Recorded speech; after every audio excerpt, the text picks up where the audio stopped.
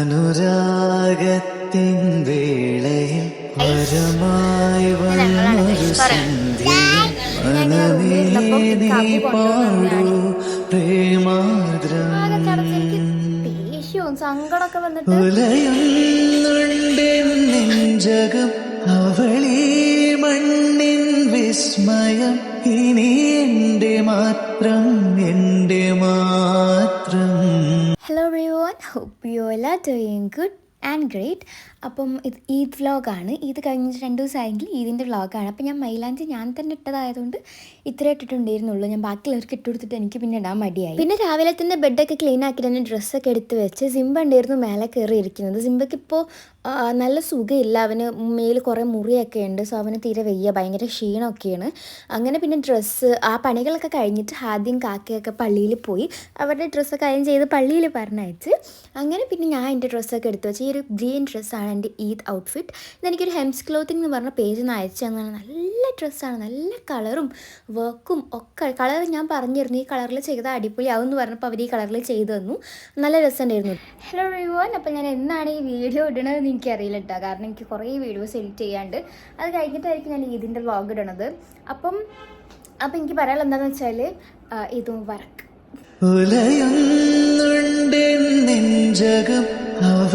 പിന്നെ എല്ലാവരും പറഞ്ഞു എൻ്റെ മുഖത്ത് ഒരു ഉഷാറില്ല, ഭയങ്കര ഡള്ളാന്ന്. സംഭവം എന്താണെന്ന് വെച്ചാൽ ഞാൻ ഈ ഡ്രസ്സ് വേണ്ട ഈ ഡ്രസ്സ് എനിക്ക് നല്ല ഇഷ്ടമായി. ലൈക്ക് എനിക്ക് കൊളാബിന് അയച്ചു തന്നെയാണ്, ലൈക്ക് ഒരു ഹെംസ് ക്ലോത്തിങ് എന്ന് പറഞ്ഞ പേജിന് അയച്ചു തന്നെ, അവർ ഡിസൈൻ ചെയ്യുന്നതാണ്. നല്ല രസമുണ്ട് ഈ ഡ്രസ്സ്, കളറും വർക്കും ഒക്കെ നല്ല ഭംഗിയുണ്ട്. ഞാൻ അവരുടെ പേജ് മെൻഷൻ ചെയ്യും, എന്തായാലും ചെക്ക് ചെയ്ത് നോക്കണം. അടിപൊളി. നിങ്ങൾ ഡ്രസ്സൊക്കെ കസ്റ്റമൈസ് ചെയ്യാൻ വേണ്ടിയിട്ട് വിചാരിക്കുന്നുണ്ടെങ്കിൽ അടിപൊളിയായിട്ടുള്ളൊരു സംഭവമാണത് അവരുടെ. അപ്പോൾ ഞാൻ എന്താ പറയുക, എനിക്ക് 1 month മുന്നേ ഒരു പേജിൽ ഒരു ഷോപ്പിൽ ഞാൻ ചെയ്യാൻ കൊടുത്തിട്ടുണ്ടായി. ഷോപ്പിൻ്റെ പേര് ഞാൻ പറയണില്ല. അപ്പോൾ ഞാൻ ചെയ്യാൻ കൊടുത്തിട്ടുണ്ടായി. അവർ ലാസ്റ്റ് മൊമെൻറ്റ് ഇന്നലെ വരെ അവർ പറഞ്ഞില്ല എൻ്റെ അടുത്ത് ലൈക്ക് ഡ്രസ്സ് ആയിട്ടില്ല എന്നുള്ളത്. ഞാനാണെങ്കിൽ ഇതിന് ആ ഒരു ഡ്രസ്സാണ് ഞാൻ അല്ലെങ്കിൽ ഞാൻ 2-3 ഡ്രസ്സ് എടുക്കാറുണ്ട്, പക്ഷേ ഇത് ഞാൻ ആ ഒരു ഡ്രസ്സ് മാത്രമേ എടുത്തിട്ടുള്ളൂ. അപ്പം എനിക്കത് കിട്ടിയില്ല. അപ്പോൾ ഇന്നലെ നൈറ്റ് വരെ അവരത് റെഡി ആയിട്ടില്ല എന്ന് പറഞ്ഞു. നൈറ്റായിട്ട് അവർ വർക്ക് ചെയ്ത് കഴിഞ്ഞു. ഞാൻ ആകെ സ്ലീവ്സിൽ മാത്രമേ വർക്ക് പറഞ്ഞിട്ടുള്ളായിരുന്നു, അതും കഴിഞ്ഞിട്ടില്ല.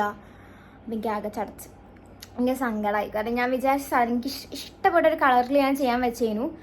അപ്പം എനിക്കത് കിട്ടിയില്ല. അത് കിട്ടാത്തപ്പോൾ തന്നെ എനിക്ക് ഇന്നലെ രാത്രി ആകെ ചടച്ച്, എനിക്ക് ദേഷ്യവും സങ്കടമൊക്കെ വന്നിട്ട്.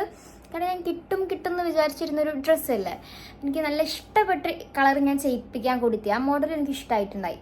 അങ്ങനെ അത് കിട്ടിയില്ല. അത് കിട്ടാത്തതിന് നല്ല സങ്കടം എൻ്റെ മുഖത്തുണ്ട് എന്നാണ് എല്ലാവരും പറയുന്നത്. പക്ഷേ ഈ ഡ്രസ്സ് നമുക്ക് ഇവിടെ അവർ അയച്ചു തന്നുകൊണ്ട് എനിക്ക് ഇടാൻ പറ്റി, അല്ലെങ്കിൽ ഞാൻ ഇതൊക്കെ ജീൻസും ടോപ്പ് ഇട്ടിരുന്നേരി. അപ്പം അത്രയേ ഉള്ളൂ ഗൈസ്. നിങ്ങളൊക്കെ ഇത് അടിപൊളിയായിട്ട് ഡ്രസ്സൊക്കെ എടുത്തിട്ട് എങ്ങനെയുണ്ട്, ഇതിൻ്റെ വിശേഷങ്ങളൊക്കെ എന്തായാലും കമൻറ്റ് ചെയ്യണം, എങ്ങനെ ഉണ്ടായിരുന്നു എന്നുള്ളതൊക്കെ. അപ്പോൾ എൻ്റെ സങ്കടം എല്ലാവരും കേട്ടെന്ന് വിചാരിക്കുന്നു. പക്ഷേ കുഴപ്പമില്ല, ഇങ്ങനെ ഹാപ്പി ആയിരുന്നു. കാരണം ഈ ഡ്രസ്സ് എനിക്ക് ഇഷ്ടമായി, ഇട്ടിട്ടും അത്യാവശ്യം നല്ല ഭംഗിയുണ്ടായിരുന്നു. ആ കളറും ഫേസിന് നല്ല ഭംഗിയുണ്ടായിരുന്നു കേട്ടോ. ഹെംസ് ക്ലോത്തിങ് എന്നാണ് പേജിൻ്റെ പേര്. വേണമെങ്കിൽ കമൻറ്റ് ചെയ്താൽ മതി, ഞാൻ നിങ്ങൾക്ക് ഇൻസ്റ്റാ പേജിൻ്റെ ID പറഞ്ഞുതരാം. നിങ്ങൾക്ക് സെർച്ച് ചെയ്താലും കിട്ടും. അങ്ങനെ പിന്നെ റെഡി ആയിട്ട് പുറത്തിറങ്ങി. ഉമ്മച്ചി ഓരൊക്കെ എപ്പോഴോ റെഡി ആയിട്ടുണ്ടായി. കാക്ക ആദ്യമൊക്കെ പള്ളിയിൽ പോയി വന്നിട്ടുണ്ടായിരുന്നു. അങ്ങനെ ഉമ്മച്ചി പറഞ്ഞു നമുക്ക് കുറച്ച് ഫോട്ടോസ് എടുക്കാം, എന്നിട്ട് ഫുഡ് കഴിക്കാമെന്നാണ് പറഞ്ഞിട്ടുണ്ടായിരുന്നത്. അപ്പം നമ്മൾ കുറച്ച് ഫോട്ടോസൊക്കെ എടുത്തു. അപ്പോൾ ആദ്യം കാക്കി നോർമലായിട്ടുണ്ടാകുന്ന പോലെ വെറുതെ അങ്ങോട്ടും ഇങ്ങോട്ടും വികൃതി ആട്ടിയിട്ട് ഇരിക്കുന്നതായിരുന്നു.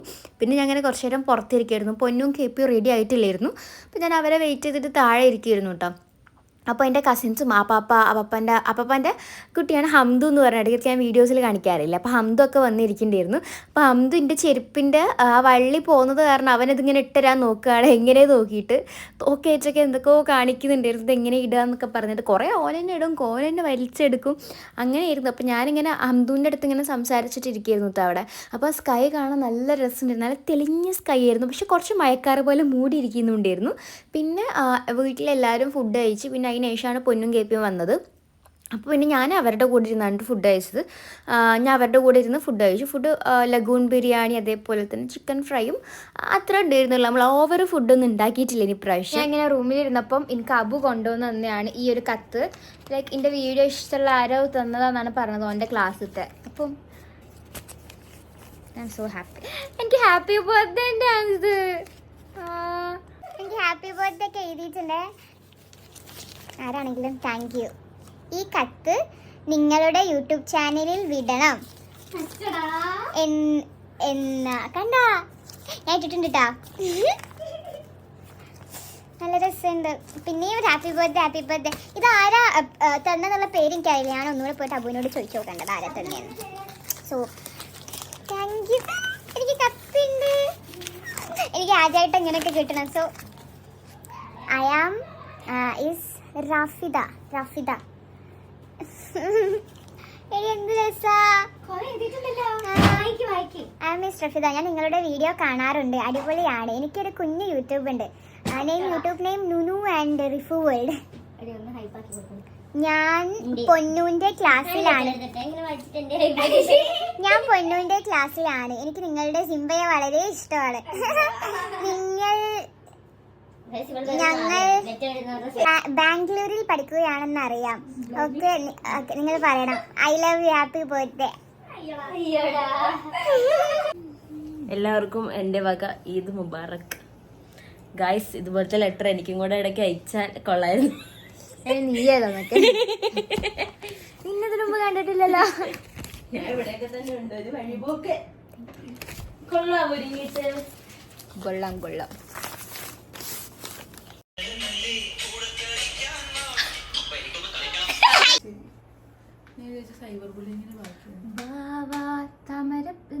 ഞാനാണോ? അവളെ കാണുന്നില്ല. അത് ഞാനാണോ നോക്കിയതാ? അല്ല, വേറെ. ഗായ്സ്, എല്ലാവർക്കും എന്റെ ഹൃദയം നിറഞ്ഞ ഈദ് മുബാറക്. അതെന്റെ പെരുന്നാൾ ആശംസകൾ. ഗായ്സ്, ഈ കൂട്ടത്തിലെ സുന്ദരി ആരാ? ഈ കൂട്ടത്തിലെ രാജകുമാരി ആരാ?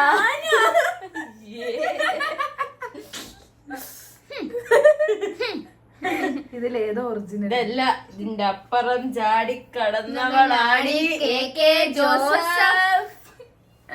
അങ്ങനെ പിന്നെ പെരുന്നാൾ പരിപാടികളൊക്കെ കഴിഞ്ഞിട്ട് കേപ്പിക്കും പൊന്നൂക്കും ഈ സെയിം പെരുന്നാളിൻ്റെ അന്ന് രാത്രി തന്നെ അവർക്ക് പോകണം. കാരണം പിറ്റേ ദിവസം ക്ലാസ് ഉണ്ട്. എനിക്ക് സ്റ്റഡി ലീവ് ആയതുകൊണ്ടാണ് ഞാൻ ഇവിടെ നിൽക്കുന്നത്.